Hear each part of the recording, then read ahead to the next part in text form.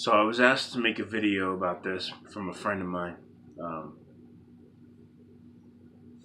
all of you guys all saw my pet food stuff I did a while ago.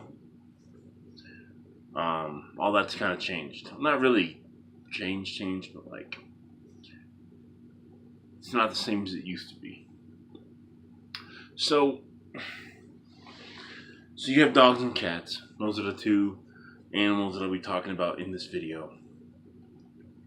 Um, those are typically the ones that most people have in their houses. Right? It's like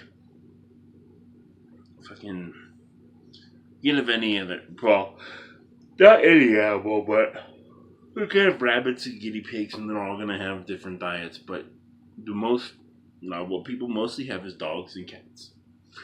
Um, Dogs are what they call opportunistic carnivores or scavengers, meaning that they um, they'll eat meat, but they can also eat a lot more vegetables and vegetarian options, I should say. Typically, how dogs are going to consume that is they consume the meat, and the meat from the stomach contents of what the animal is that they were eating. That's where they'll get their other stuff.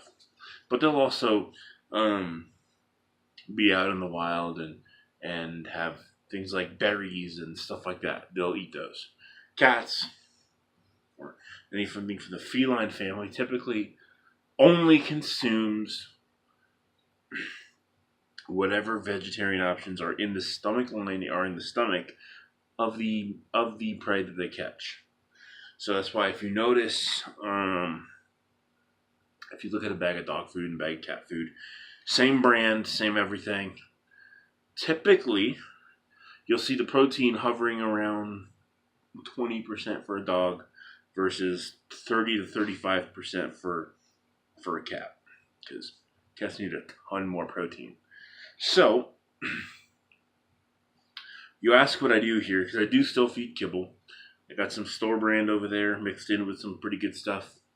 But mostly, the kibble's left out for whenever I'm not home, which isn't going to be for a while that I'll not be home, because, y'all know my situation. But you have decent kibbles. Like this is like a one meal, this is one meal for each of them.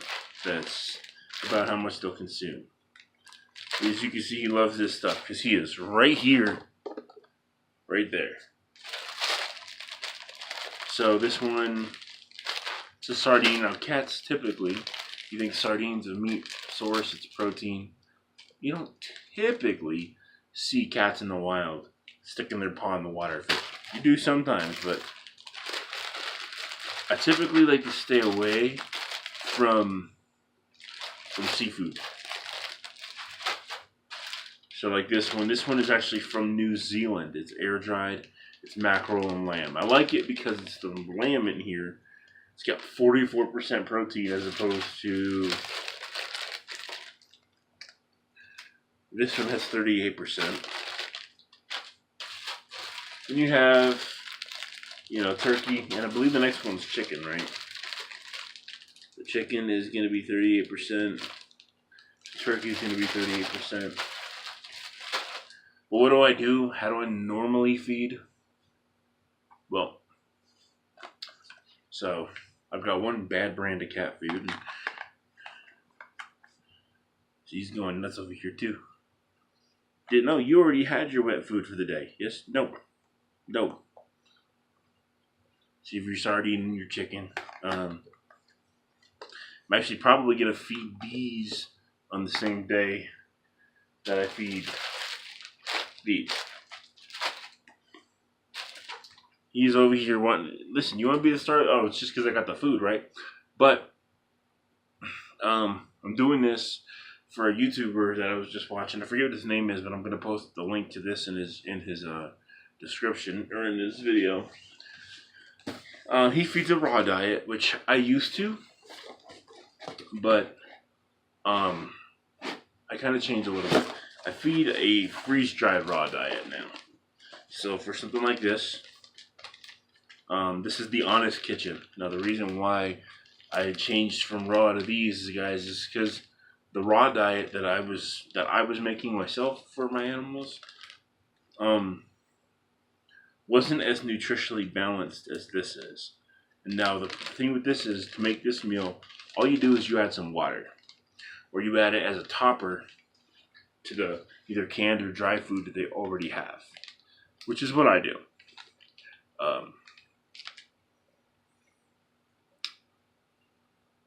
Okay, so this one right here, this is a chicken recipe, and then in the big box down here, or in the box here, you also have a turkey recipe.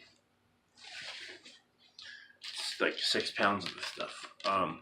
Basically, you either add some water to it, it reconstitute it back into kind of a somewhat meat product. Really, with this, all I do is I'll mix it in with their wet foods, or I will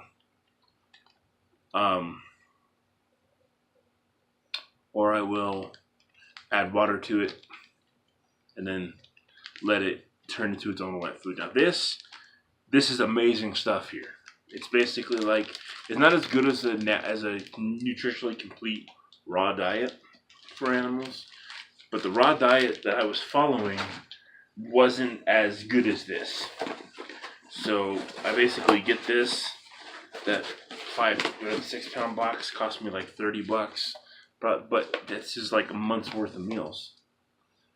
Okay, and yeah, it's a little bit more expensive than what I was paying when I just bought the $10 big, 16 pound bags of food. But like, you gotta figure, it might be more expensive, but it's a lot better ingredients. Then of course you have the treats, which, it's okay to give them treats once in a while. What I do with the treats is I don't hand them out as treats. I mix 3 or 4 of them in a bowl with some food, and I leave them in there for the kitties to find. But that's how they get their treats too. Also, because then it encourages them to eat and not just ask me for treats, but to actually eat. So they're eating actual food as opposed to just trying to ask me for treats later.